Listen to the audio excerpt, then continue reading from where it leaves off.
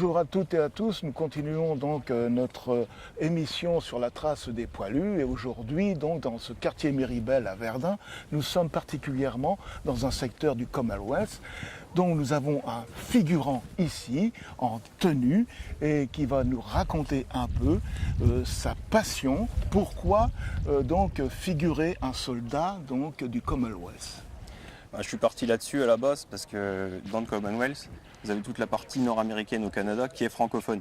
Et ce sont des Français qui sont venus se faire tuer pour la France qu'on a complètement oublié. Donc c'est pour ça que j'étais parti sur ces unités-là, que ce soit les Québécois ou même Terre-Neuve, qui à l'époque ne faisait pas partie du Canada mais qui avait quelques soldats francophones dans son effectif. Ok. Alors concernant donc les troupes du Commonwealth, vous pouvez nous dire vraiment quelles sont vraiment les troupes qui en faisaient partie? Tout l'Empire britannique. Tout l'Empire britannique, Voilà. donc australien, canadien, donc bien sûr écossais, ainsi de suite. Oui. Voilà. Et dès qu'on pense même plus comme l'Inde, l'Afrique La du Sud. Nouvelle-Zélande aussi également. Aussi, oui. Hein, voilà, Qui d'accord. était là. D'Afrique du Sud aussi. D'accord. Énormément de colonies. D'après vous, ça représentait combien, disons, de personnels qui sont venus aider nos braves poilus français? Alors je sais pour les Anglais propres, après pour l'Empire complet, parce qu'à la base, c'est un peu spécial. L'armée britannique, c'est pas une armée de conscrits comme la France ou l'Allemagne à la déclaration de guerre, c'est une armée professionnelle. Et quand ils vont se battre en août 1914 pour la première fois, c'est une armée de 250 000 hommes qui est en France. D'accord. Donc c'est vraiment tout petit par rapport aux autres. Et ils vont, après, par le biais de recrutement et même par la conscription à la fin de la guerre, ils seront obligés, ils vont passer à 4 millions d'hommes en novembre 18. D'accord. Ok. Donc un énorme fossé En effet, oui. qui a été fait. Alors, je suppose que vous êtes arrivé, bien sûr, par bateau. Et c'est quel port, finalement, français qui était donc là pour vous accueillir plusieurs Alors, ports, je des sais ports plus. vraiment militaires, Cherbourg, Oui, les gros ports où ils Bordeaux, peuvent décharger et leur ainsi de matériel. suite. D'accord. Ok. Mais plus dans le Brest. nord de la France où ils étaient. D'accord. C'était vraiment leur secteur de la Belgique et le nord de la France. Ah, d'accord, Et entendu. ils faisaient leur jonction avec l'armée française au niveau de la Somme. Donc, les bateaux arrivaient plutôt donc, finalement sur Boulogne, C'est ça. peut-être, Calais, Le long ainsi de des ports suite, de la le Manche. long des ports de la Manche. Quoi, voilà. Où ils pouvaient charger leur matériel Voilà. sur voie ferrée et les emmener au front Et directement. être de plus en, disons, plus rapidement opérationnel, disons, C'est ça. pour venir aider donc déjà les troupes sur place. Voilà. À quelle, franchement, disons, attaque avez-vous vraiment participé donc pour aider ces braves Français?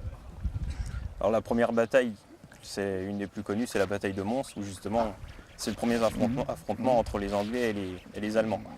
Et les Allemands qui considéraient l'armée britannique comme petite et minable, ils se sont frottés à des soldats professionnels qui leur ont fait très mal. D'accord, ok. Et ils ont eu énormément de pertes justement, et c'est précisément parce qu'ils sont passés par la Belgique que l'Angleterre est entrée en guerre. C'est D'accord. parce qu'ils sont garants de leur neutralité, ils ne sont pas alliés avec la France. Voilà, C'est pas exactement. du tout ça.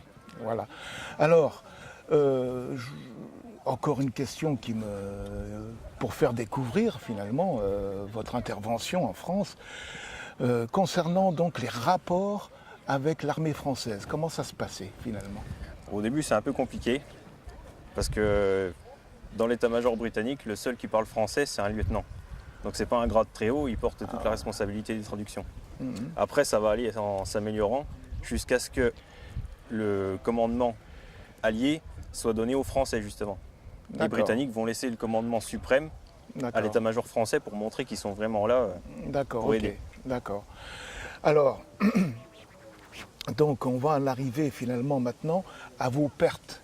Combien donc, si on peut parler vraiment de l'ensemble du Commonwealth, donc de soldats donc, ou de victimes, disons, suite à ce conflit? Les pertes totales, je ne l'ai plus en tête, mais ils ont eu des batailles où il y a vraiment eu Énormément de tués. Rien que Ouais. la Somme, c'est 210 000 morts. Oui, parce que donc la bataille de la Somme, c'est vraiment, je ne veux pas dire uniquement une bataille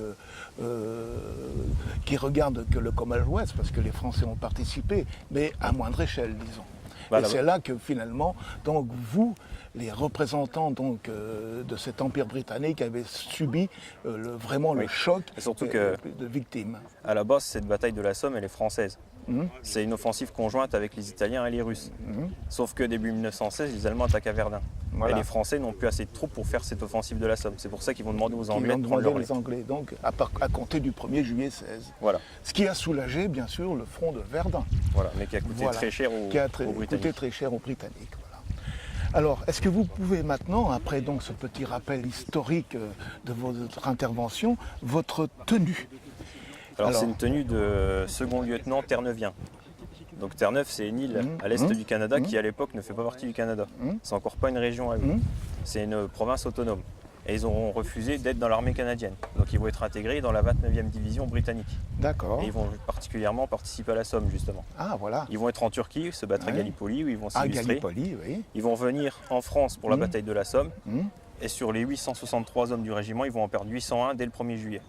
En effet. Ils se sont fait décimer dans la Somme. Décimer dans la Somme, oui. Voilà.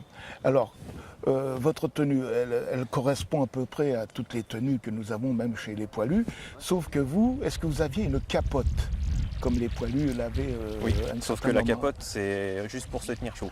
Voilà. S'il y a un assaut, par exemple, ils ont l'obligation de l'enlever pour pas se prendre les pieds dans les pans. Voilà, Tout ça. d'accord. Contrairement donc aux poilus français Oui, qui qu'on la voit tout le conservaient temps en capote. avec leurs pans relevés pour pouvoir courir Voilà. notamment. Et les D'accord. Britanniques ont même des tenues allégées pour l'été, Voilà. en toile. Ils sont pas, Donc on voit nettement s'adapter. finalement que l'équipement des soldats dont vous êtes le représentant actuellement était sans doute beaucoup plus opérationnel que l'équipement des Français à l'époque. oui, ils sont beaucoup plus modernes. Beaucoup C'est une plus armée moderne déjà. professionnelle et beaucoup plus Voilà, moderne c'est en termes ça. d'équipement. D'accord. Ça fait 15 ans qu'ils ont des tenues, pas camouflage, mais discrètes déjà. Bien, donc avec ce fusil, est-ce qu'il pouvait recevoir une baïonnette? Oui, justement. Voilà. Voilà, tout simplement. D'accord, ok. Ah oui, une baïonnette assez longue finalement qui pouvait transpercer un individu complètement, quoi. Oui, oui. Voilà. C'est justement, il faut que ce soit long parce qu'à la base, il y a encore beaucoup de cavalerie. Ah, Donc, il faut d'accord. pouvoir aller chercher Le cavalier cavalier sur son cheval. sur son cheval, d'accord.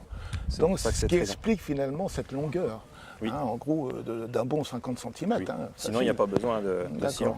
Vous prenez la Seconde Guerre mondiale où il n'y a quasiment plus de cavalerie. La baïonnette qui va sur ce fusil, elle est comme ça. Elle est plus courte. C'est juste d'accord. assez pour oui, d'accord. planter une personne. D'accord. Donc on peut constater que finalement cette baïonnette n'a rien à voir avec la fameuse Rosalie du Lebel, puisqu'elle est cruciforme et très fine.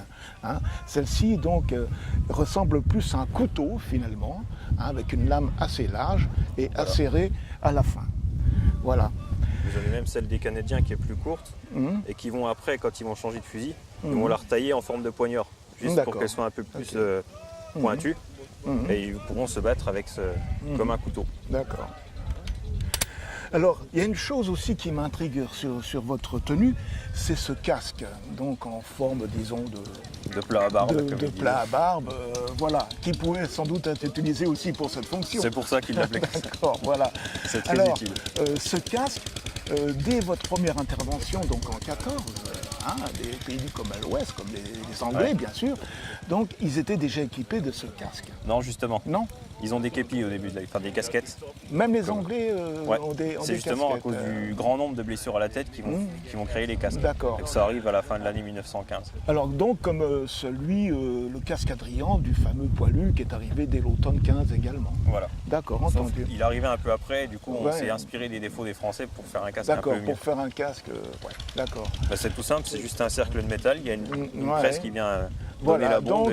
donc très facile à matériellement, donc c'est plus facile peut-être à réaliser que le casque Adrian, Oui, largement. qui avait aussi un cimier donc Oui. sur. Et comme l'acier est plus épais, il protège mieux. D'accord, ok. Ah, en effet, Pour la oui. nuque, c'est Oui, pas génial du tout. c'est pas génial pour mais la dans un nuque, mais, contexte tranché où les choses peuvent oui, venir d'au-dessus, voilà, donc ça protège c'est un très bien bon casque. pour les éclats et notamment et ainsi de suite. D'accord. Voilà donc ce qu'on pouvait dire sur l'armement et sur la tenue donc d'un très bon et passionné représentant des soldats du Commonwealth. Bien, Romain, je vous remercie donc pour avoir répondu clairement à toutes ces questions qui ne font qu'éclairer la curiosité de nos auditeurs et de nos spectateurs, bien sûr.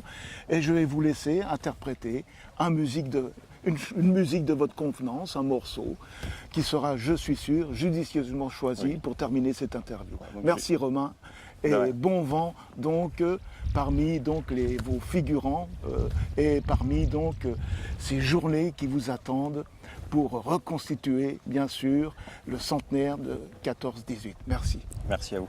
Voilà, je vais jouer Amazing Grace. Terminé.